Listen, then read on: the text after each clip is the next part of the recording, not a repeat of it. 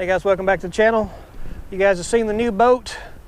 You've seen me go through it and everything. A lot of questions I've been getting lately from people that I've been talking to and also on my channel is, why did I go with an aluminum boat if I was going to get a new boat instead of a fiberglass boat? So today I'd like to talk a little bit about that and kind of show you guys why I chose an aluminum boat, why I chose this particular aluminum boat, and why I chose that over a fiberglass. So stick around with me.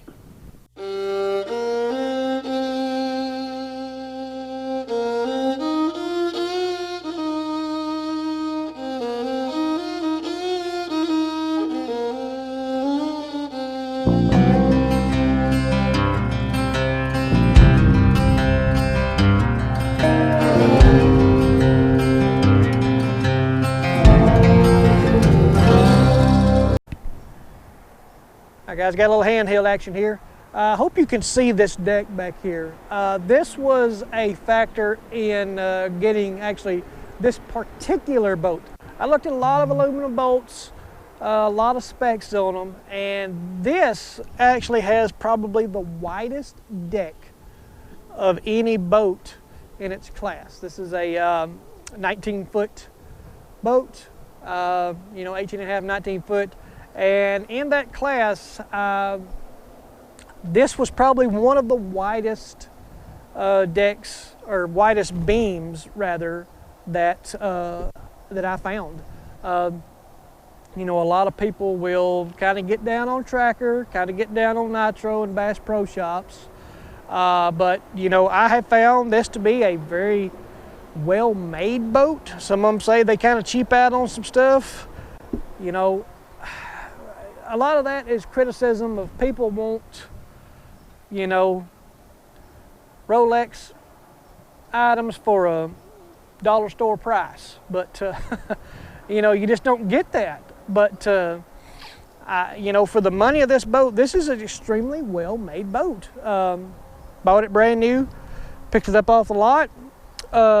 Extremely well-made. I don't have any complaints about it at all, except for the cooler. But getting back to the width of this boat, this is extremely wide. It's about 8 foot wide. It's probably one of the wider aluminum boats on the market out there. But and I really like it. That was a big factor in me choosing this particular boat. Gas fuel economy was also an advantage for me to getting an aluminum boat versus a fiberglass boat. This tank holds 26, 30 gallons. I'm not real sure, I'll be honest with you. I have filled it up probably within the month and a half that I've had this boat. I've probably put 2.5, 3 gallons of gas, 3 tanks of gas in this thing.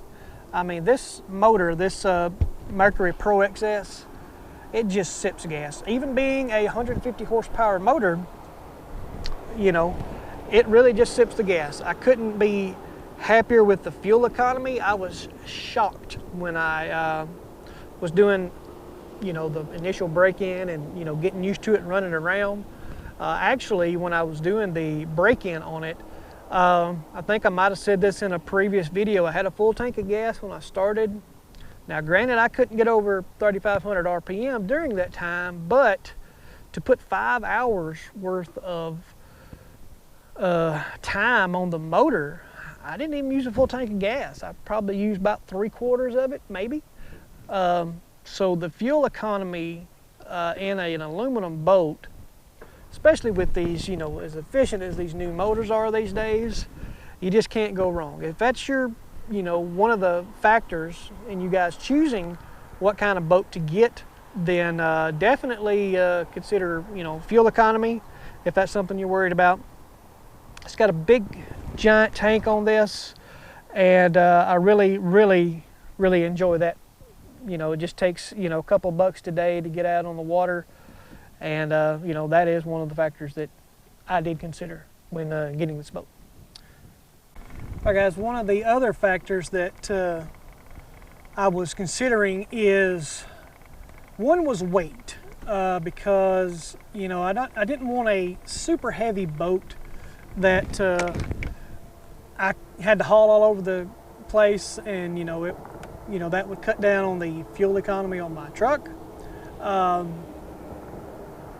And just, I didn't want a dual axle boat, so that's why I chose aluminum. Just something a little lighter. This thing is about the same weight as my other boat, so that was, weight was a factor. Not a big one, but still just a little bit of a factor. The next factor was durability. Now, I know that, some of the fiberglass boats today are made, very well, and they can take a pretty good knock. But, I fish a lot of watersheds, a lot of stumpy places, and I didn't want to have to worry about, having a nice, brand new, shiny glass boat and hitting a stump or, a rock or something like that. So, that is why that I chose an aluminum, because I fish small waters, I fish a lot of backwaters, a lot of stumps, a lot of close quarters. So I didn't want something that I was afraid to get it over 10 feet of water that I was going to knock a hole in it. Speaking of that, if you were to get a hole in it, it's a lot easier to repair aluminum. You can just weld a piece on, smooth it out, you're good to go. Fiberglass, it's a lot more expensive process. So, that was another reason why that I chose an aluminum. Just, a few factors like that. Fuel economy, weight, the width of this boat, how tough it would be. That was a lot of factors that led me to buy this tracker boat. Now, I could have bought another brand of boat. There are a ton out there. They're all good. Everything nowadays is made pretty good. So, but I have looked at tracker boats since I was a kid, getting the Bass Pro Shops catalogs in the mail when they used to send them in the mail. You'd call 1-800-BASS PRO and you can get you a catalog, and it was like Christmas for a young teenager, flipping through there, looking at all the nitros and the trackers, and it was just something I wanted. And the last factor that led me to this was price. Trackers are probably one of the most affordable boats on the market. People say, well, they're cheaply made. I haven't found that to be the case just yet. I've redone a bunch of boats in my time, most of them being aluminum, and I can tell you that I have took a tracker boat down to the bare hull and built one back, and they're well made. All boats are not perfect, and you're going to get certain things wrong with certain boats. Some guys having a bad day at the factory, and you just may get a bad product sometimes, but I've not found that to be the case with this one today. So that was kind of another factor. Let me get y'all out of the light here. Affordability. These, they're, one price throughout the country. I wanted certain things on this boat. Like I wanted the Garmin set up, I wanted the nice trolling motor, I wanted the live scope.